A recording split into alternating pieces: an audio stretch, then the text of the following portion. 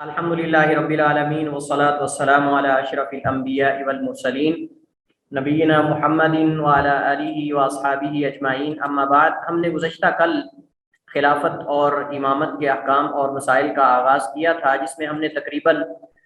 4 کے قریب مسائل اور احکام مختلف قسم کے، اس میں تعریف امامت اور خلافت کی اور اس کے تعین اور تقرری کا وجوب اور دیگر احکام اور مسائل ہم نے پڑھے تھے۔ آج ہمارے پاس 5واں مسئلہ ہے، حاکم یا خلیفہ کا انتخاب کون کرے گا؟ حاکم یا خلیفہ کا انتخاب کون کرے گا؟ چونکہ یہ معاملہ پوری امت سے متعلقہ ہے، کسی ایک قبیلے، کسی ایک خاندان، کسی ایک علاقے یا کسی ایک شہر یا بستی سے متعلق نہیں ہے، بلکہ اس کا تعلق پوری امت اسلامیہ سے ہے۔ تو اس وجہ سے یہ معاملہ اہم ترین معاملات میں سے ہے، لہٰذا اس کے انتخاب کے لیے لوگ بھی اہم ترین ہونے چاہیے، اور وہ لوگ شامل ہونے چاہیے کہ جن کی پوری دنیا کے اندر اور امت اسلامیہ کے ہاں بات سنی جاتی ہو، ان کی ویلیو ہو، ان کی اہمیت ہو، ان کا مقام اور مرتبہ ہو۔ اور آپ جانتے ہیں کہ اس میں سر فہرست علماء آتے ہیں، اس میں سر فہرست علماء آتے ہیں، اور علماء بھی کئی قسم کے ہیں۔ کچھ علماء جو ہیں وہ ایسے ہوتے ہیں جو غیر معروف ہوتے ہیں، اور ان کی بات جو ہے وہ عوام کے اندر بھی اتنے مشہور نہیں ہوتے، اور اعلیٰ سطح پر بھی اتنے معروف نہیں ہوتے، تو وہ اس میں شامل نہیں ہیں۔ یہاں مراد وہ علماء ہوں گے جو معروف اور مشہور ہیں، اور جن کو لوگ جانتے ہیں، جن کی بات کو اہمیت دی جاتی ہے، اور جن کے فتوے کو اہمیت دی جاتی ہے۔ کیونکہ آپ جانتے ہیں کہ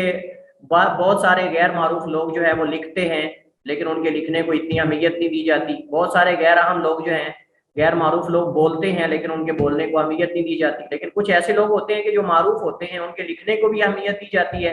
ان کے بولنے کو بھی اہمیت دی جاتی ہے، ان کے فتوے کو بھی اہمیت دی جاتی ہے۔ تو علماء میں سے اور عمراء میں سے، عمراء سے مراد جو علاقوں کے بڑے لوگ ہوتے ہیں، خاندانوں کے لوگ بڑے ہوتے ہیں، قبیلوں کے لوگ بڑے ہوتے ہیں، اور یہ سلسلہ آج بھی سعودی عرب کے اندر موجود ہے کہ جب بھی کسی نئے خلیفہ، ولی عہد وغیرہ کا انتخاب کرنا ہوتا ہے تو اس کے اندر سارے وزراء بھی ہوتے ہیں، عمراء بھی ہوتے ہیں، اور خاندانوں کے بڑے بڑے جو سردار ہوتے ہیں، جو قبائل کے سردار ہوتے ہیں، سربراہ ہوتے ہیں، وہ بھی موجود ہوتے ہیں، جو کہ اس نائب بننے والے کی بیعت کرتے ہیں اور اس کی حمایت کا اعلان کرتے ہیں۔ تو امام، حاکم یا خلیفہ کا انتخاب عمراء، علماء، ان میں سے جو اہل حل و عقد ہیں، جن کی بات کو اہمیت دی جاتی ہے، اگر وہ کہہ دیں کہ یہ ایسے ہے تو ویسے ہے، اگر وہ کہہ دیں ایسے نہیں ہے تو لوگ کہیں گے ایسے نہیں ہے، یہ مراد اہل حل و عقد ہوتے ہیں۔ اگر کوئی بھی امامت کے لائق نہ ہو تو اس میں سے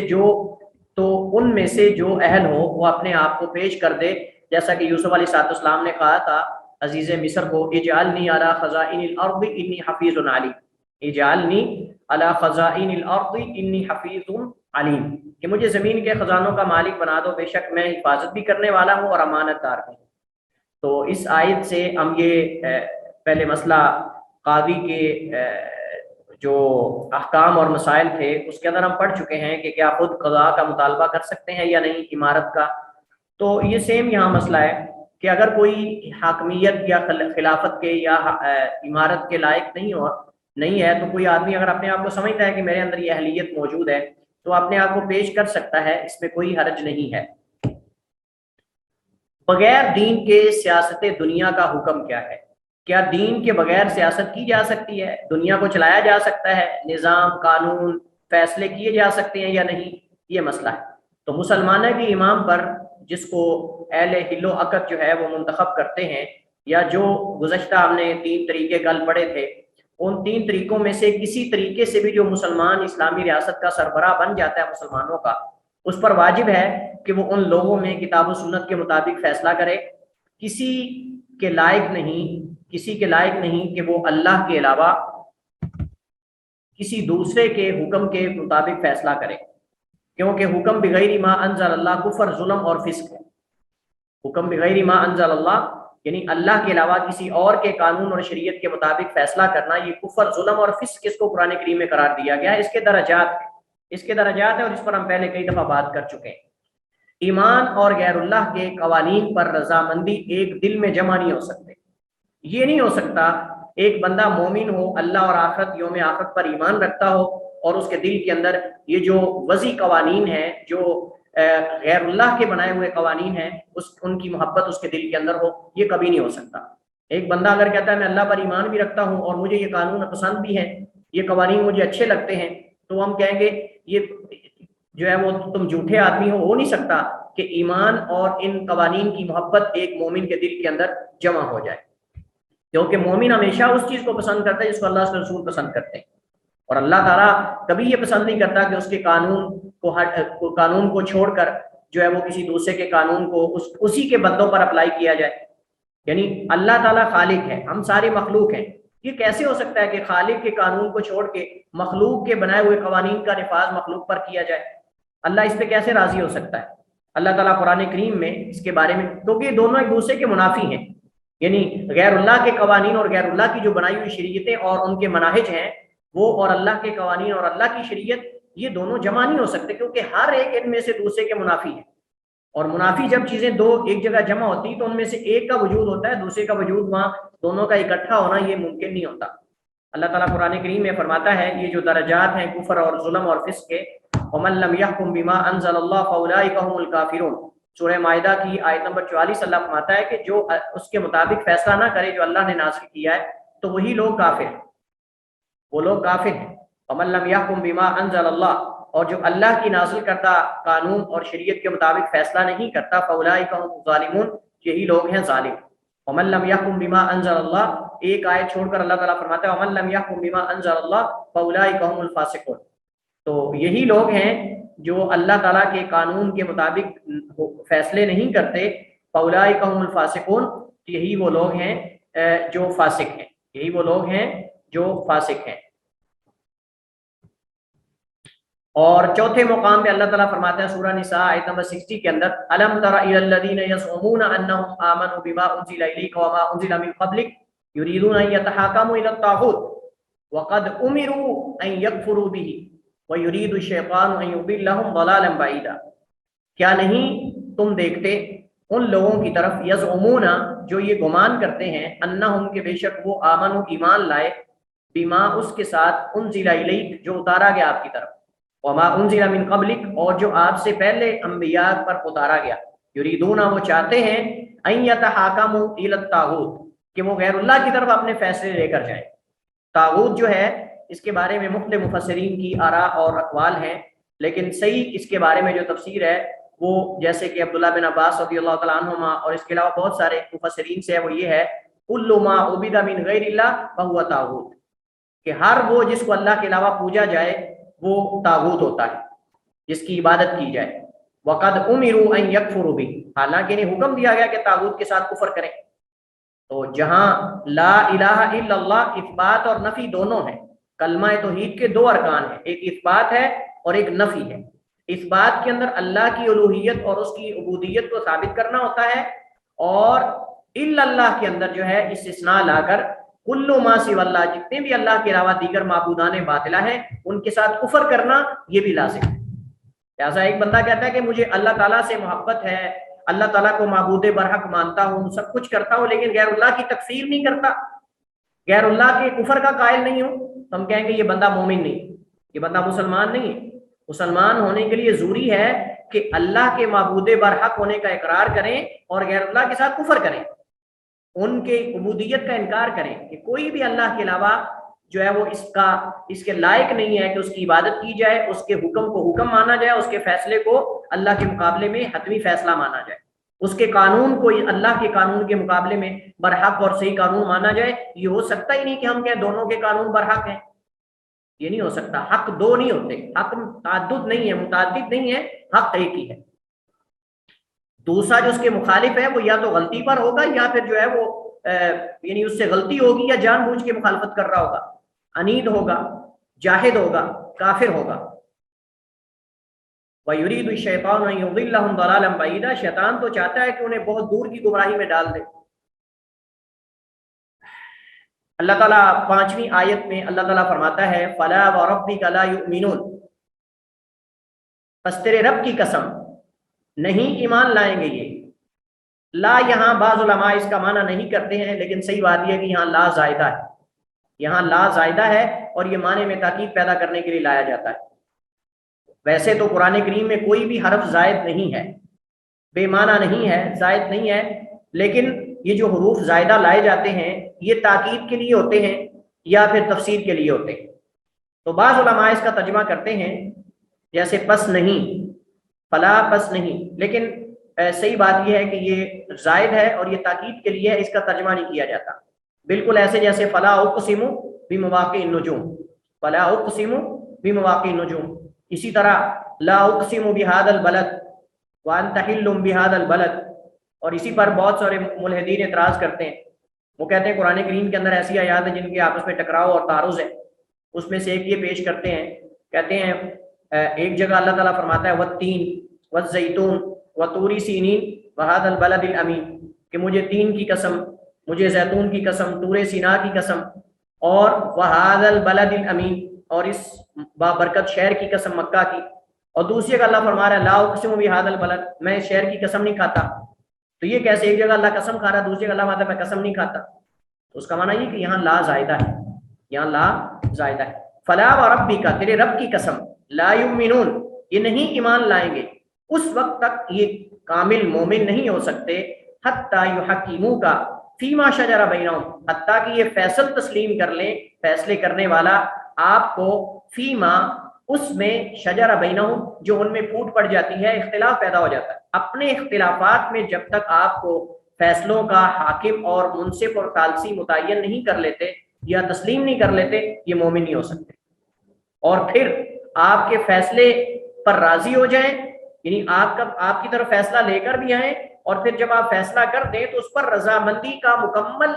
اظہار کرنا یہ بھی لازم ہے۔ ثم لا یجدوا فی انفسہم، پھر نہ پائیں وہ اپنے نفسوں میں، حرجن کسی قسم کی تکلیف یا تنگی، مما اس سے، قضیتا جو آپ نے فیصلہ کیا ہے، پھر آپ کے فیصلے پر ان کو تنگی نہیں ہونی چاہیے، تکلیف۔ جیسے وہ واقعہ بیان کیا جاتا ہے کہ ایک نبی علیہ السلام نے، ایک مسلمان ایک یہودی فیصلہ لے کر آ گیا، تو آپ نے فیصلہ یہودی کے حق میں کر دیا،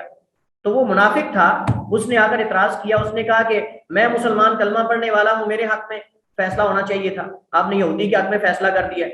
تو ابو بکر کے پاس گئے، ابو بکر نے کہا اللہ کے نبی نے جو فیصلہ کیا ہے وہ حتمی ہے۔ عمر کے پاس گئے کہ میرے ساتھ ایسا ہوا ہے، تو عمر نے کہا رکیے ذرا میں آ رہا ہوں، اور گھر کے اندر گیا، تلوار لی اور اس کی گردن اڑا دی، اور میں کہ تم اللہ کے رسول کے فیصلے پر راضی نہیں ہو، مسلمان ہو کر کلمہ پڑھ کے۔ فرماتے ہیں ثم لا یجدوا فی انفسہم حرجا مما قضیت، پھر نہ وہ پائیں اپنے نفسوں میں کسی قسم کی بھی حرج، تنگی اور تکلیف، مما قضیت جو آپ نے فیصلہ کیا ہے، وَيُسَلِّمُ مزید تاکید پیدا کر دی، وَيُسَلِّمُ تسلیما، اور اسے تسلیم کر لیں، مکمل طور پہ تسلیم کر لینا۔ ایک ذرہ بھی مومن کے اندر نبی کریم علیہ السلام نے جو فیصلے کیے ہیں اس کے بارے میں دل کے اندر ذرہ بھی شک نہیں ہونا چاہیے، اور تکلیف نہیں ہونی چاہیے، گھٹن نہیں ہونی چاہیے کہ سینہ تنگ انسان کا ہو جائے، بلکہ جو اللہ کے نبی فیصلہ کر دیں اس میں مکمل طور پہ اطمینان ہونا چاہیے، اور یہی فیصلہ ہے، ایک مومن کی عادت ہونی چاہیے، اللہ اس کے رسول کے جو فیصلے کیے گئے ہیں اس پر راضی ہونا چاہیے۔ یہ نہیں کہنا چاہیے عورتوں کو اسلام کے اندر حقوق نہیں دیے گئے، عورت کو دیا کیا گیا ہے، فلاں جو ہے وہ ان کو کیا ملا ہے، یعنی اس طرح کے جو اعتراضات کی جاتے ہیں، ہم اپنے ایمان پہ، ہم میں سے کتنے سارے بہت مطمئن نہیں، ہمارے بعض مسلمان جو ناقص الایمان ہیں یا جو عقیدے کے اعتبار سے کمزور ہیں، وہ خود اسلام پہ اعتراض کرتے ہیں، یہ صحیح نہیں۔ جو اللہ اس کے رسول نے احکامات بتا دیے ہیں، جس کو شریعت قرار دے دیا ہے، اس پر مومن کے بارے میں کیا ہے، وَيُسَلِّمُ تَسْلِيمًا، اسے تسلیم کر لیں، سرخامے اس کے سامنے اپنا سر جھکا دیں، مکمل طور پہ جھکا دینا۔ یہاں اس حکم کو جو بغیر ما انزل اللہ کے مطابق فیصلہ کرتا ہے، اللہ کے حکم کے علاوہ جو وضعی قوانین ہیں، گڑے ہوئے قوانین ہیں، جو دنیاوی قوانین ہیں، دنیا دار لوگوں کے، کفار کے بنائے ہوئے، جو ان کے مطابق فیصلہ کرتا ہے، اس کو جاہلیت کے مطابق فیصلہ کرنے کو کہتے ہیں۔ افا حکم الجاہلیت یبغون، کہ یہ جاہلیت کے حکم تلاش کرتے ہیں؟ تو جاہلیت کا حکم کیا ہے اور جاہلیت کے مطابق فیصلے کرنے والا کون ہے؟ ہر وہ شخص جس نے اللہ تعالیٰ کی نازل کردہ شریعت کے خلاف فیصلہ کیا، اس نے جاہلیت کے حکم کے مطابق فیصلہ کیا، یعنی جس نے بھی اللہ کی شریعت کے خلاف فیصلہ کیا اس نے جاہلیت کے مطابق فیصلہ کیا، اور یہ جاہلیت کا حکم ہے، افا حکم الجاہلیت یبغون۔ اور اس میں ہر وہ شخص شامل ہے جو شریعت الہی کے مطابق فیصلہ کرنا چھوڑ دیتا ہے، جو اللہ کے قوانین کو چھوڑ دیتا ہے، اللہ کی شریعت کو چھوڑ دیتا ہے، غیر اللہ کے قوانین کا نفاذ کرتا ہے، غیر اللہ کے قوانین کو قوانین سمجھتا ہے، برحق سمجھتا ہے اور اس پہ اطمینان قلبی کا اظہار کرتا ہے، کہتا ہے مجھے شرح صدر ہے ان قوانین پر، وہ جاہلیت کے مطابق فیصلہ کرتا ہے اور غیر شریعت کو اس کے مطابق فیصلے کرنے کو اپنا منہج اور طریقہ بنا لیتا ہے، لوگوں کو اس کا پابند بھی کرتا ہے، یہ اصل میں جاہلیت کے مطابق فیصلے کرنے والا ہے۔ اس جرم میں 4 طرح کے لوگ شامل ہیں، 4 انداز میں لوگ اس میں شامل ہیں۔ سب سے پہلے قانون ساز، قانون ساز، اور قانون ساز ہر وہ بندہ اس میں ہے جو وہ قانون بناتا ہے، اس جرم کے بارے میں قانون بناتا ہے جس جرم کی سزا کتاب و سنت کے اندر موجود ہو۔ یہ انتہائی اہم پوائنٹ ہے، یعنی ایک جرم اس کی سزا قرآن اور حدیث کے اندر موجود ہو، اس کے مد مقابل وہ نئی سزا کا انتخاب کرتا ہے، یہ قانون سازی ہے، یہ قانون سازی ہے، اور وہ اس میں برابر کا مجرم اور اس میں برابر کا شریک ہے، اور وہ جہلیت کے مطابق فیصلہ کر رہا ہے، اور وہ اس آیت کا مصداق ہے وَمَن لَّمْ يَحْكُم بِمَا أَنزَلَ اللَّهُ فَأُولَٰئِكَ هُمُ الْفَاسِقُونَ فَأُولَٰئِكَ هُمُ الْكَافِرُونَ فَأُولَٰئِكَ هُمُ الظَّالِمُونَ۔ اب آپ کے ذہن میں کسی کے ذہن میں یہ سوال اٹھے گا کہ کیسے سزا تو دے رہا ہے وہ جرم کی، آپ کو کیا ہے؟ اصل تو یہ کہ مجرم کو سزا ملنی چاہیے۔ بھائی بات یہ ہے کہ بات آپ کی بھی ٹھیک ہے کہ جرم کے عوض میں سزا ملنی چاہیے، لیکن ایک بندہ اللہ کے قانون کو چھوڑ کر، اس کو پتہ ہے کہ اس جرم کی سزا شریعت کے اندر یہ ہے، لیکن اس کے مطابق نئی سزا ایجاد کر رہا ہے، مجھے بتائیے اس کا مقصد کیا ہے؟ اس کا مقصد یہی ہے کہ وہ یا تو اس وجہ سے اس اللہ کے قانون کو چھوڑ رہا ہے کہ اس پر راضی نہیں،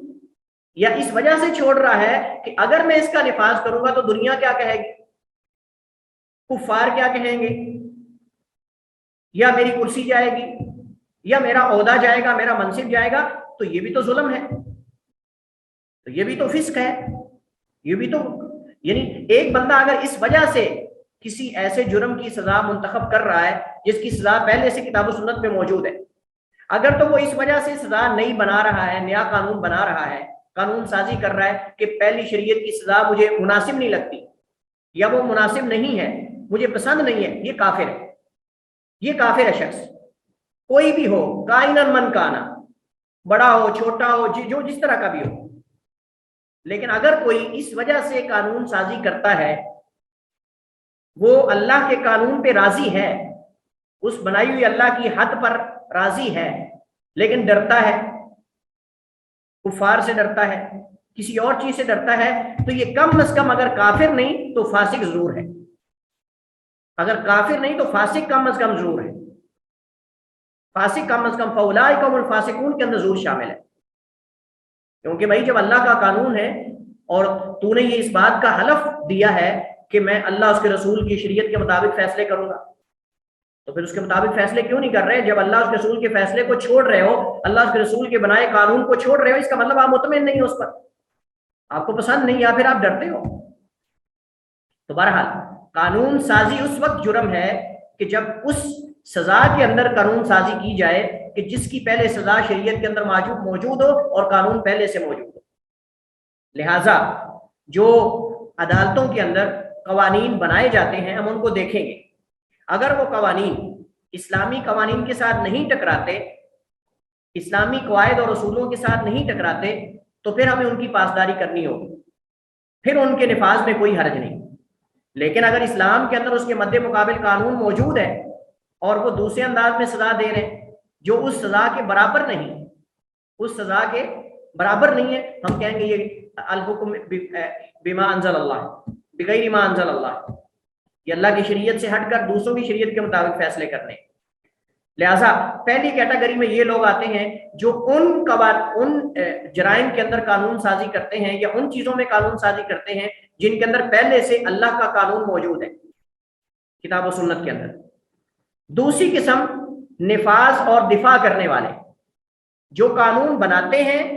ان سے لے کر ان قوانین کو نافذ کرنے والے اور ان کا دفاع کرنے والے، یہ دوسرے درجے پر ہیں، یہ دوسرے بڑے مجرم ہیں، جو ان بنائے ہوئے قوانین کو جو اللہ کے قوانین کے مقابلے میں بنائے جاتے ہیں ان کو نافذ کرتے ہیں اور پھر ان کا دفاع بھی کرتے ہیں، وہ اس میں شامل ہے سارے، کوئی بھی ہو، کائنن من کانا ہو۔ اور تیسری کیٹیگری جو جہلیت کے مطابق فیصلے کرنے والے ہیں اور بغیر ما انزل اللہ کے مطابق فیصلے کرنے والے، وہ حکام ہیں، حکمران ہیں، جو ان قوانین کے مطابق لوگوں کے درمیان فیصلے کرواتے ہیں، زبردستی فیصلے کرواتے ہیں، کہتے ہیں کہ یہی قانون ہے، اس کے مطابق فیصلہ ہوگا۔ اگر کوئی جج، اگر کوئی قاضی، اگر کوئی مجسٹریٹ، اگر کوئی بڑا اگر شرعی قانون کے مطابق فیصلہ کر دیتا ہے تو کہتا ہے نہیں، اس میں دفعہ ہماری یہ کہتی ہے یہ قانون نہیں چلے گا بلکہ یہ چلے گا، وہ اس میں برابر کے شریک ہے وہ۔ تو ایسے حکمران، ایسے بڑے جو ان قوانین کے مطابق لوگوں کے درمیان فیصلے کرتے ہیں اور پوری شرح صدر کے ساتھ فیصلے کرتے ہیں۔ ایک تو چلے انسان مجبور ہے، دل کے اندر ان کو ناپسند سمجھ رہا ہے، برا سمجھ رہا ہے، اس کا حکم الگ ہے، لیکن ایک بندہ کہتا ہے کہ یہ جتنے قوانین ہیں یہ اسلامی قوانین ہیں، اگرچہ وہ اسلام کے ساتھ ٹکرا کیوں نہ رہے، اس کو اسلامی سمجھ کر ان کو نافذ کرتا ہے اور زبردستی نافذ کرتا ہے، وہ بھی ان آیات کا مستحق ہے جو ہم نے پہلے ذکر کی ہے، لیکن اس کے درجات ہیں جیسے میں نے ذکر کیا۔ اور چوتھی کیٹیگری، چوتھے جو لوگ ہیں وہ محکومین اور رعایا ہیں، اور رعایا بھی ان کے اندر بھی کئی قسم کے لوگ ہیں، لیکن ان میں مجرم وہ ہیں جو ان پر رضامندی کے ساتھ، ان قوانین پر رضامندی کا اظہار کرتے ہیں اور اس پر ان کی پیروی بھی کرتے ہیں اور حوصلہ افزائی بھی کرتے ہیں۔ تو یہ بھی ان آیات کے مصداق، ان آیات میں سے کسی ایک کے مصداق ہے۔ حسب درجہ ہر ایک اپنے اپنے جو اس کے دل کے اندر اس کے بارے میں محبت ہے، نفرت ہے، الولا والبرا، اس کے مطابق وہ ان آیات کے مستحق اور مستحق ہوں گے۔ ان میں سے کسی ایک آیت وَمَن لَّمْ يَحْكُم بِمَا أَنزَلَ اللَّهُ فَأُولَٰئِكَ هُمُ الْكَافِرُونَ وَمَن لَّمْ يَحْكُم بِمَا أَنزَلَ اللَّهُ فَأُولَٰئِكَ هُمُ الْفَاسِقُونَ فَأُولَٰئِكَ هُمُ الظَّالِمُونَ وَمَن لَّمْ يَحْكُم بِمَا أَنزَلَ اللَّهُ فَأُولَٰئِكَ هُمُ الْفَاسِقُونَ۔ تو یہ اس اعتبار سے لوگوں کے درجات ہیں۔ اللہ تعالیٰ قرآن کریم میں ارشاد فرماتا ہے، اگر ایک بندہ کہتا ہے کہ جی یہ قانون بڑے اچھے ہیں قوانین، اس میں ایسی بات کیا ہے، مقصد تو جرم کا خاتمہ ہے اور دل سے ان کو پسند کرتا ہے، اللہ فرماتا ہے افحکم الجاہلیت یبغون ومن احسن من اللہ حکما لقوم یوقنون۔ کیا یہ جاہلیت کے فیصلے چاہتے ہیں؟ ومن احسن من اللہ حکما لقوم یوقنون، اور بلا زیادہ کون بہتر ہو سکتا ہے فیصلہ کرنے کے اعتبار سے اس قوم کے لیے جو یقین رکھنے والی ہے۔ تو یہاں بھی مراد وہ لوگ ہیں جو اللہ کے قوانین کو چھوڑ کر، اللہ کی شریعت کو چھوڑ کر غیر اللہ کے قوانین کی طرف جو ہے وہ نظریں دوڑاتے ہیں اور وہاں جھانک جھانک کر دیکھتے ہیں، ان کی مدح سرائی کرتے ہیں اور ان کی تعریفوں کے پل لگا دیتے ہیں، پل باندھ دیتے ہیں۔ حضرت ام سلمہ رضی اللہ تعالی عنہا ام المومنین روایت کرتی ہیں، فرماتی ہیں ان رسول اللہ صلی اللہ علیہ وسلم قال، بے شک رسول کریم علیہ السلام نے فرمایا، ستکون امراء، ان قریب ایسے امراء آئیں گے، فتعرفون وتنکرون، تم ان کے اندر جو ہے وہ کئی اچھے عمل بھی دیکھو گے، یعنی کچھ ایسے اعمال ہوں گے جن کو تم جانتے ہوگے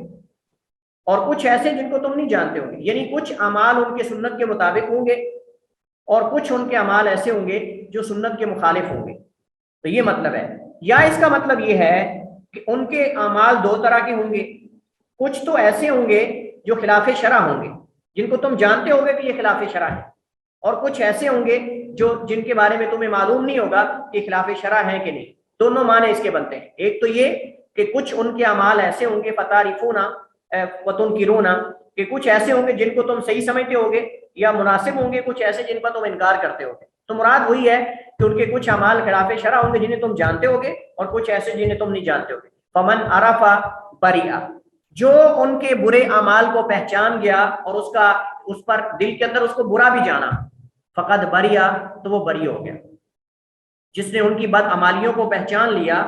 اور دل میں اس کو برا جانا، جیسے آگے حدیث کے اندر آ رہا ہے، وہ فقد برئ، تو وہ ان کے اس جرم میں شریک نہیں ہوگا، وہ ان کے اس جرم سے بری ہو گیا۔ ومن انکر سلیم، لیکن ایک بندہ ومن عرف برئ، پہچاننے کے بعد بری ہو گیا، ومن انکر، اور جس نے اس پر انکار کیا، اور انکار کے تین طریقے ہیں جیسے ہم نے حدیث کے اندر پڑھا، زبان سے، ہاتھ سے روکے، زبان سے، اگر نہیں تو دل سے، کم از کم برا جاننا دل سے، سلیمہ، تو یہ محفوظ ہو گیا، اس نے اپنے آپ کو اس پہ واقع ہونے سے محفوظ کر لیا۔ لیکن مجرم کون ہے؟ فرمایا ولیکن من رضی و تابع، جو راضی بھی ہو گیا، خوشی کا اظہار بھی کیا، اور اس پر تابع داری کی، پیروی کی، اتباع کی، اور اس کے مطابق چلتا گیا۔ قالوا، تو صحابہ نے کہا اللہ کے رسول افلا نقاتلہم، اگر ہم ایسے عمرا پا لیں یا ان کا زمانہ پا لیں تو ان کے خلاف جہاد نہ کریں، ان کے خلاف قتال نہ کریں؟ جیسے کہ آج ہمارے بہت سارے ہمارے نوجوان پھرتیلے جوشیلے جن کا خون جوش مار رہا ہے، وہ کہتے ہیں ایک دن کے اندر ہم سارے حکمرانوں کو اڑا دیتے ہیں، یعنی وہ کہتے ہیں ہم نے ایک دن کے اندر اسلام کا نفاذ کر دینا ہے۔ بہت سارے لوگ ایسے ہیں جو نعوذ باللہ جتنے بھی اسلامی ریاستوں کے بڑے بڑے سربراہ ان کو کافر مانتے ہیں، یعنی تکفیر ان کے ہاتھ میں جیب میں ہوتی ہے، فوراً بس کفر کے فتوے بانٹ رہے ہیں اور کہتے ہیں کہ ان کے خلاف قتال کرنا چاہیے، لوگوں کو مارتے ہیں۔ اور دلیل کیا دیتے ہیں؟ دلیل وہ یہ دیتے ہیں، وہ کہتے ہیں کہ وَلَا تَرْكَنُوا إِلَى الَّذِينَ ظَلَمُوا مِنْكُمْ وَلَا تَرْكَنُوا إِلَى الَّذِينَ ظَلَمُوا، کہ تم ان لوگوں کی طرف نہ مائل ہو جاؤ جو ظلم کرنے والے، کہتے ہیں اگر تم ان پہ خاموشی کا اظہار کرتے ہو تو یہ بھی تو ظلم ہے۔ تو بہرحال حدیث اللہ کے نبی کی واضح ہے، احادیث واضح ہے، جیسے کہ آگے خروج کے مسئلے کے اندر انشاءاللہ ذکر کی جائے۔ قالوا، تو صحابہ نے پوچھا اللہ کے رسول افلا نقاتلہم، کیا ہم ان سے قتال نہ کریں؟ قال، آپ نے فرمایا اللہ نہیں، ما صلو، جب تک وہ نماز پڑھ رہے ہیں ان سے کچھ ایسے اعمال تم دیکھ رہے ہو جو ان کے مسلمان ہونے کی دلیل ہیں، تب تک ان کے خلاف قتال نہ کرو۔ گویا کہ نماز، اس حدیث سے بھی پتہ چلتا ہے کہ نماز جو ہے وہ کفر اور اسلام میں ایک واضح دیوار ہے، اگر یہ گر جاتی ہے تو کفر اور اسلام جو ہے، آپ جانتے ہیں کہ اسلام ایک طرف سے نکل کے دوسری طرف میں داخل ہو جاتا ہے، اور یہ صحیح مسلم کی حدیث ہے۔ تو اس حدیث سے یہ پتہ چلتا ہے کہ ہمیں دل سے برا جاننا چاہیے، اور ہر انسان اپنی طاقت کے مطابق جو زبان سے انکار کرنے کی استطاعت رکھتا ہے وہ زبان سے انکار کرے، جو دل سے جا کر روکنے کی استطاعت رکھتا ہے، جیسے کہ وزراء ہیں، مشیر لوگ ہوتے ہیں، وزراء لوگ ہوتے ہیں، پارلیمنٹ کے اندر جو لوگ موجود جن کو عوام منتخب کر کے آگے بھیجتی ہے، ان لوگوں کا کام ہے کہ وہ جا کر جن کی ان سے ملاقاتیں ہوتی ہیں، یہ ان کی ذمہ داری بنتی ہے کہ وہ زبان سے ان کو سمجھائیں، ان کو روکنے کی کوشش کریں، اور مطلب یہ ان کے لیے۔ لیکن ہمارے جیسے لوگوں کے لیے جو ہم ان تک نہیں پہنچ سکتے، ہمارا یہ رائٹ نہیں بنتا کہ ہم جو ہے وہ نام لے لے کر جو ہے وہ باقاعدہ ان کو برا بلا کہیں، ممبروں پر ان کو گالی گلوچ کریں، لعن طعن کریں ان پر۔ ہاں البتہ جرم کا ہم انکار کریں گے، ہم جرم کا انکار کریں گے، ہم کہیں گے یہ فلاں جو قانون ہے اسلام کے خلاف ہے، اسلام کا قانون یہ ہے لیکن یہ اسلام کے خلاف ہے، اور لیکن ہم یہ نام نہیں لیں گے کہ فلاں نے یہ کیا، فلاں نے یہ کیا، نہیں۔ لیکن اگر غلطی تو اس غلطی کو بیان کیا جائے گا، لیکن ہر ایک اپنے اپنے دائرہ کار کے اندر۔ لیکن اس کا مطلب یہ نہیں ہے کہ ہم چوکوں پہ چوراہوں پہ اس طرح کر کے نکل آئیں اور پھر لوگوں کے جو املاک ہیں ان کو تباہ کریں، روڈ بلاک کریں، توڑ پھوڑ کریں، لوگوں کے اپنے ہی لوگوں کے نقصانات کریں۔ یہ اسلام کے اندر یہ طریقہ کار درست نہیں ہے۔ آٹھواں مسئلہ یہ ہے اہل خلافت کون ہے، خلافت کا حقدار کون ہے؟ جمہور اہل علم کا قول یہی ہے کہ ضروری ہے کہ خلیفہ قریش میں سے ہو۔ اصل جو شرعی خلافت ہے اس کا حقدار قریشی ہونا چاہیے، قریش میں سے۔ بلکہ بہت سارے علماء نے اس مسئلے پر فقہا کا اجماع بھی نقل کیا ہے، جیسا کہ امام نووی ہیں، امام ماوردی ہیں، انہوں نے اس مسئلے میں جو ہے سیاست شریعہ کے اندر، امام نووی رحمہ اللہ تعالیٰ نے اس مسئلے کے اندر اجماع نقل کیا ہے۔ اس حدیث کی شرح کے اندر جو آگے والی حدیث آ رہی ہے، اس کے بعد والی، امام نووی نے اس حدیث کی شرح کے اندر اجماع نقل کیا ہے کہ علماء کا، فقہا کا اس مسئلے پر اجماع ہے کہ خلیفہ قریش میں سے ہوگا۔ لیکن اگر میسر ہو، یہ بات انتہائی اہم ہے، اگر میسر ہو، اگر ممکن ہو، لیکن اگر کسی علاقے کے اندر قریش کا ہے ہی نہیں، ان کی اپنی حکومت بن جاتی ہے، ان کی رعایا کسی ایک کو بنا دیتے ہیں، تو یہ ایک الگ مسئلہ ہے۔ لیکن ہم یہاں بات کر رہے ہیں شرعی خلافت کی، تو شرعی خلافت وہ شرعی خلافت ہوگی جس کے اندر خلیفہ قریش میں سے ہو۔ لیکن حکومت اور امارت اور امامت یہ تو کوئی بھی کر سکتا ہے نا، اگر کوئی قریشی موجود نہیں تو، جیسے کہ خلافت عثمانیہ تھی، اس طرح جو ہے وہ اندلس کے اندر مختلف لوگوں کی حکومتیں رہی ہیں، ان میں سارے کوئی بھی قریش میں سے نہیں تھا سوائے عبد الرحمن داخل کے، جو اموی خلفاء میں سے بچ کے نکل گیا تھا، جس کو سکر قریش کا لقب دیا گیا۔ تو اللہ کے نبی علیہ السلام نے حضرت معاویہ بن ابی سفیان رضی اللہ تعالیٰ عنہ روایت کرتے ہیں، فرماتے ہیں سمیعت رسول اللہ صلی اللہ علیہ وسلم یقول، میں نے اللہ کے نبی علیہ الصلوۃ والسلام کو یہ فرماتے ہوئے سنا، ان ھذا الامر فی قریش، کہ بے شک یہ خلافت کا معاملہ قریش میں رہے گا، لا یعادی احد، نہیں کوئی ان کے ساتھ یعنی دشمنی کرے گا قریش کے ساتھ اس مسئلے میں، یعنی ٹکر لے گا کہ میں خلیفہ بننا چاہتا ہوں، الا مگر کبا اللہ علی وجہ، اللہ تعالیٰ اس کو سرنگو یعنی اس سر کے بعد اونگا اس جو ہے اس کو اللہ تعالیٰ جو ہے وہ گرا دے گا، ما اقام الدین، یعنی جب تک وہ دین کو قائم رکھیں تب تک قریش کے اندر یہ معاملہ رہے گا، یہ اصل مقصود ہے، جب تک قریش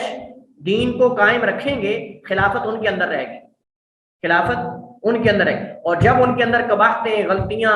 اور گناہ اور معصیت کے کام شروع ہو جائیں گے اس وقت زوال ہو جائے گا، اور ایسا ہی ہوا سب سے پہلے خلفائے راشدین کے بعد خلافت بنی امیہ کا آغاز ہوا، اور کل میں نے اشارہ کیا تھا عبد الملک بن مروان، عبد الملک بن مروان جو ہے یہ سب سے پہلے آپ سمجھ لیں باقاعدہ یعنی حضرت معاویہ رضی اللہ تعالیٰ عنہ صحابی رسول ہیں اور ان کو بعض خلفاء میں شمار کرتے ہیں، بہرحال وہ پہلے بادشاہ ہیں دنیا کے بادشاہوں میں سے وہ پہلے بادشاہ ہیں۔ اس کے بعد خلافت بنی امیہ یعنی کہ اس کے اندر یزید بن معاویہ ہیں، یزید بن معاویہ کے بعد یہ ایک دفعہ معاملہ ختم ہو گیا تھا، یہ بادشاہ تھی، اس کے بعد معاملہ ختم ہو گیا تھا، اس کے بعد جا کے یزید کے بعد بیچ میں کافی خلا رہا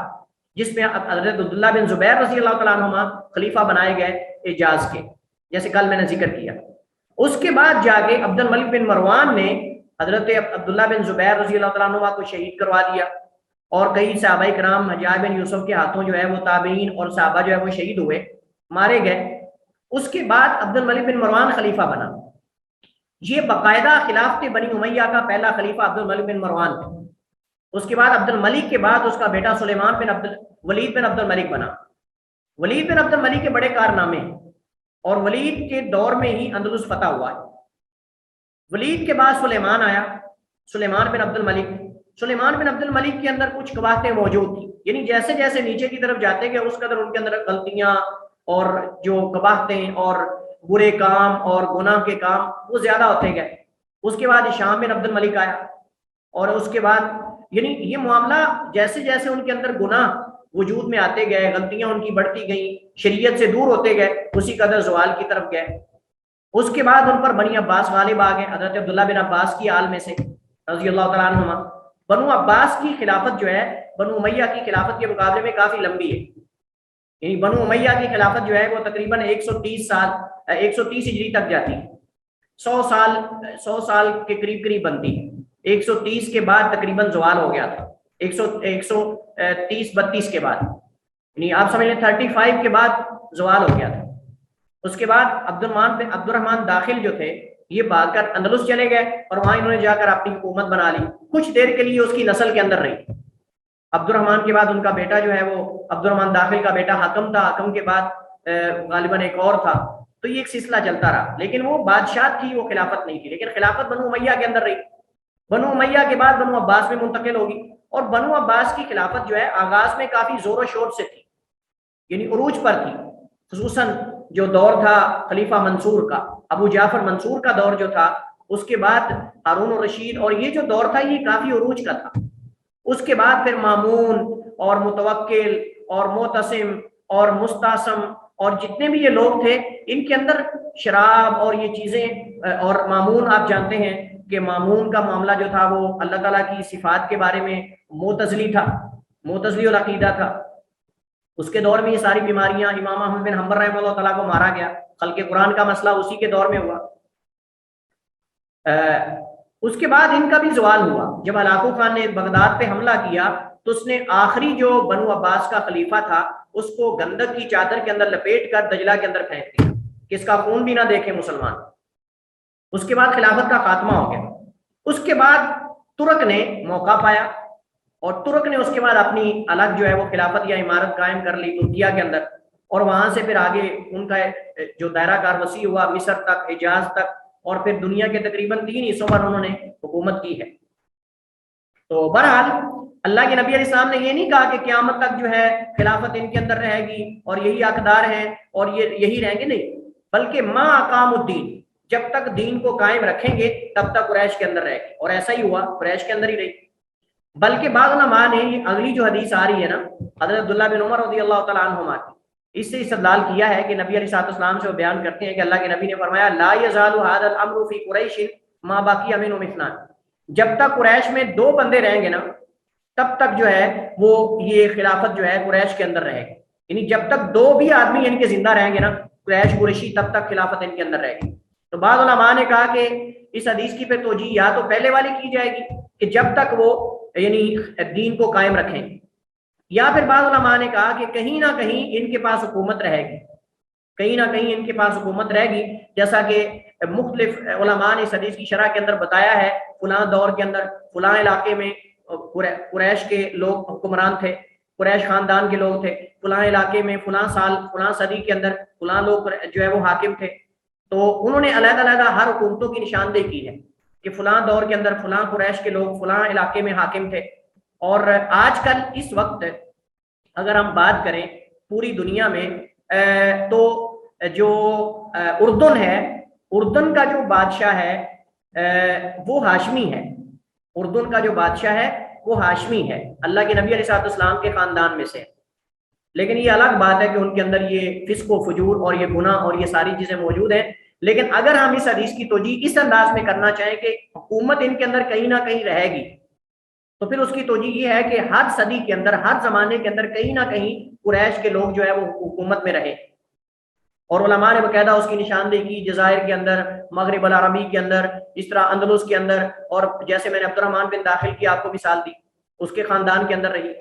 اور اس کے بعد جو ہے وہ اردن کے اندر آ گئی، اردن کے بعد حجاز کے اندر کئی علاقوں میں رہی۔ جی تو نبی کریم صلی اللہ علیہ وسلم نے فرمایا لا یزال هذا الامر فی قریش ما بقی منهم اثنان، کہ اس وقت تک یہ معاملہ قریش میں ہی خلافت کا رہے گا، امامت کبریٰ کا رہے گا، ما بقی منهم اثنان، جب تک ان میں دو بندے بھی رہیں گے۔ تو اس پر ہم بات کر رہے تھے، تو میں نے آپ کو بتایا کہ یا تو اس کی توجیہ یہ ہوگی کہ جب تک وہ دین کو قائم رکھیں گے تب تک خلافت ان میں رہے گی اگرچہ ان کے دو بندے کیوں نہ رہ جائیں، یا پھر اس کا مطلب یہ کہ کہیں نہ کہیں ان کے پاس امامت کبریٰ رہے گی، یعنی کہیں نہ کہیں ان کے پاس حکومت رہے گی، حکومت سے مراد یعنی جو حاکم ہے کوئی نہ کہیں قریش میں سے کوئی حاکم رہے گا۔ تو اس کی میں نے آپ کو کئی ایک مثالیں دی، جیسا کہ جب خلافت بنی امیہ ختم ہوگی تو اس کے بعد بنی عباس کے اندر منتقل ہوگی، اور ساتھ ہی بنی امیہ کی جو عبد الرحمن الداخل جو سکر و قریش اس کو باقاعدہ مخالف نے لقب دیا تھا۔ ابو جعفر منصور جو ہے یہ ان کی آپس میں بہت عداوت تھی، لیکن ابو جعفر منصور نے اس کو یہ لقب دیا تھا اپنے مخالف کو سکر و قریش کا باز، تو اس نے کافی تقریباً 200 سال 150 سال تک اس کی آگے نسل کے اندر اندلس کے اندر مسلمانوں کے پاس حکومت رہی ہے۔ اور اس کے بعد اگر ہم دور حاضر کی بات کریں تو میں آپ کو جو مثال دے رہا ہوں کہ اردن کے اندر اس وقت جو وہاں کا بادشاہ ہے وہ ہاشمی ہے، وہ ہاشمی ہے اور قریشی ہے، جیسا کہ اس کے نسب نامے کے اندر ہمارے اساتذہ نے یہ ذکر کیا تھا۔ اور جزائر کے اندر بھی کئی صدیوں تک جو ہے وہ قریشیوں کے پاس رہی ہے، اور افریقہ کے اندر بعض ممالک کے اندر بھی قریشیوں کے پاس جن کا اصل نسب نامہ اللہ کے نبی سے ملتا ہے، اور اس کے علاوہ کئی اور علاقوں کے اندر اس کی مثالیں آپ کو مل سکتی۔ تنبیہ، یہ شرط جو ہے یعنی جو یہ معاملہ ہے قریش کے اندر رہے گا، یہ امامت کبریٰ کے لیے صغریٰ کے لیے نہیں، یعنی چھوٹی عمارت پر غیر قریشی کو بھی لگایا جا سکتا ہے، غیر قریشی کو بھی چھوٹی عمارت کے لیے منتخب کر دیا، کسی علاقے کا امیر بنایا جا سکتا ہے۔ اللہ کے نبی صلی اللہ علیہ وسلم نے اپنی زندگی کے اندر آپ نے بہت سارے صحابہ کرام کو جو قریشی نہیں تھے، جو قریش میں سے نہیں تھے، ان کو آپ نے امیر بنا کر بھیجا ہے، ان کو آپ نے امیر بنا کر بھیجا ہے۔ اور اسی طرح خلفائے راشدین کے زمانے کے اندر آپ دیکھیں کہ قریش میں سے نہیں تھے، ان کو آپ نے امیر بنا کر بھیجا، ابو بکر رضی اللہ تعالیٰ عنہ نے، اس کے علاوہ جو ہے وہ حضرت عمر رضی اللہ تعالیٰ عنہ نے، حضرت عثمان نے، حضرت علی رضی اللہ تعالیٰ عنہ نے، بہت سارے ایسے امیر منتخب کیے ہیں اپنے دور خلافت میں کہ جو قریشی نہیں تھے۔ تو اس سے پتہ چلتا ہے کہ چھوٹی عمارت کے لیے امامت صغریٰ کے لیے قریشی ہونا شرط نہیں، لیکن بڑی امامت اور عمارت کے لیے قریشی ہونا شرط اور ضروری ہے۔ اور اس کی دلیل سب سے بڑی حضرت ابوبکر رضی اللہ تعالیٰ عنہ کا وہ واقعہ ہے کہ جب ان کو پتہ چلا کہ سقیفہ بنی ساعدہ کے اندر جو ہے وہ انصار اپنا ایک خلیفہ بنانے لگے، تو حضرت عمر نے ابو بکر رضی اللہ تعالیٰ عنہ کو لیا اور چند صحابہ کو لیا، وہاں پہنچ گئے تو انصار نے کہا کہ ہمارا خلیفہ جو ہے وہ سعد بن عبادہ ہوں گے، تو سعد بن عبادہ کے ہاتھ پر بیعت کر چکے تھے، تو حضرت ابو بکر رضی اللہ تعالیٰ عنہ نے وہاں وہ حدیث بیان کی تھی کہ میں نے اللہ کے نبی علیہ السلام کو یہ فرماتے ہوئے سنا کہ خلیفہ قریش میں سے ہوگا، اور وہ بھی مہاجرین میں، ہم مہاجرین کو قریش ہم ہیں، قریش آپ نہیں۔ اس وقت پھر وہ جو انصار تھے وہ بیٹھ گئے اور خاموش ہو گئے۔ جب اللہ کے نبی کی حدیث سنی کہ خلیفہ قریش میں سے ہوگا تو وہ تو قریشی نہیں تھے، صاحب ظاہر ہے جو انصاری تھے، تو انصار پھر سارے بیٹھ گئے، حالانکہ وہ پہلے حضرت سعد بن عبادہ کے ہاتھ پہ بیعت کر چکے تھے۔ اس وقت سعد بن عبادہ اور حضرت عمر کے درمیان کچھ اختلاف بھی ہوا اور کافی سخت تلخ کلامی بھی ہوئی، لیکن اس کے بعد جب یہ حضرت ابو بکر نے یہ حدیث بیان کی تو اس کے بعد جو ہے وہ بیٹھ گئے، اور پھر حضرت عمر رضی اللہ تعالیٰ عنہ نے ابو بکر کے فضائل بیان کرنا شروع کر دیے۔ جب ابو بکر کے فضائل بیان کیے تو اس وقت پھر تمام صحابہ، حضرت عمر نے کہا اپنا ہاتھ بڑھائیے، میں سب سے پہلے آپ کی بیعت کرتا ہوں۔ پھر حضرت عمر نے سب سے پہلے بیعت کی، پھر اس کے بعد جو ہے دیگر صحابہ کرام، جن میں بذات خود سعد بن عبادہ بھی تھے اور کئی صحابہ کرام جو ہے وہ اس میں شامل تھے۔ اور انشاءاللہ اگر موقع ملا تو جو حضرت علی رضی اللہ تعالیٰ عنہ کی بیعت میں تاخیر کرنے کے بارے میں اعتراضات کیے جاتے ہیں، انشاءاللہ اس پر ہم کسی لیکچر میں بات کریں گے۔ خلافت کو قریش کے ساتھ مخصوص کرنے کی علماء نے 2 وجوہات بیان کی، یعنی یہ معاملہ خلافت کا قریش کے اندر کیوں رکھ دیا گیا ہے، اور یقیناً یہ وحی کے ذریعے، یہ اللہ کے نبی علیہ السلام نے اپنی طرف سے نہیں کہا، وما ينطق عن الهوى ان هو الا وحی، یہ وحی کے ذریعے ہوا ہے۔ اس کی علماء نے 2 وجوہات بتائی۔ ایک پہلی وجہ الف وہ یہ ہے کہ عرب میں سے قریش میں خیر کے پائے جانے کا زیادہ امکان ہے، اللہ نے خیر قریش کے اندر زیادہ رکھی، اللہ تعالیٰ خیر کو بانٹنے والا ہے، اللہ تعالیٰ ہی اسی کے ہاتھ میں آدمیوں لوگوں کے دل ہیں۔ تو علماء کہتے ہیں کہ قریش کے اندر دیگر لوگوں کے مقابلے میں خیر زیادہ ہے، خیر زیادہ اس کا امکان ہے۔ اسی وجہ سے رسول کریم علیہ الصلوۃ والسلام، اس کے بعد خلفائے راشدین اور بہت سارے خلفاء قریشی تھے، قریش میں سے تھے۔ ابو بکر قریشی ہیں، عمر قریشی ہیں، عثمان قریشی ہیں، علی قریشی ہیں، اللہ کے نبی سید القریشیین ہیں۔ اس کے بعد بنی امیہ سارے قریش میں سے ہیں، بنی عباس سارے قریش میں سے ہیں۔ تو یہ اس کا مطلب اس کے اندر حکمت ہے کہ اللہ تعالیٰ نے ان کے اندر خیر زیادہ رکھی ہے، اور لوگ ان کو اپنا رہبر، اپنا رہنما ماننا زیادہ بہتر سمجھتے ہیں۔ دوسری وجہ جو علماء نے ذکر کی وہ یہ ہے کہ اللہ تعالیٰ نے جو دانائی اور حکمت اور سمجھداری قریش کو عطا کی ہے وہ اللہ نے دیگر خاندانوں کو عطا نہیں کی۔ اللہ تعالیٰ نے جو دانائی، سمجھداری اور حسن رائے کا اختیار کرنا، یہ جو اللہ نے قریش کو دیا ہے یہ دیگر قبائل کے اندر نہیں۔ اور یہ دونوں صفات جو ہیں، دانائی اور سمجھداری اور حسن رائے، اچھی رائے،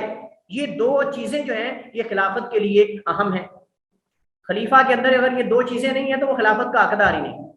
یعنی ایک تو حکمت اور دانائی، سمجھداری، اور دوسرا حسن رائے، اس کے اندر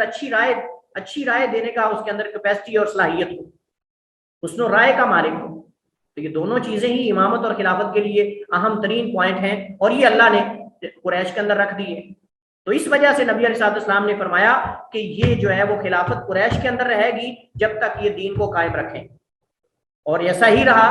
جب انہوں نے دین کو چھوڑ دیا پھر وہ غیر قریش کی طرف چلی گئی۔ تو اس پر ہم اکتفا کرتے ہیں، مزید انشاءاللہ اس حوالے سے کچھ احکام اور مسائل ہیں، انشاءاللہ ان کو اگلے لیکچر میں پورا کریں گے۔ واللہ تعالی اعلم واحکم، وصلی اللہ وسلم علی نبینا محمد وعلی آلہ واصحابہ وسلم۔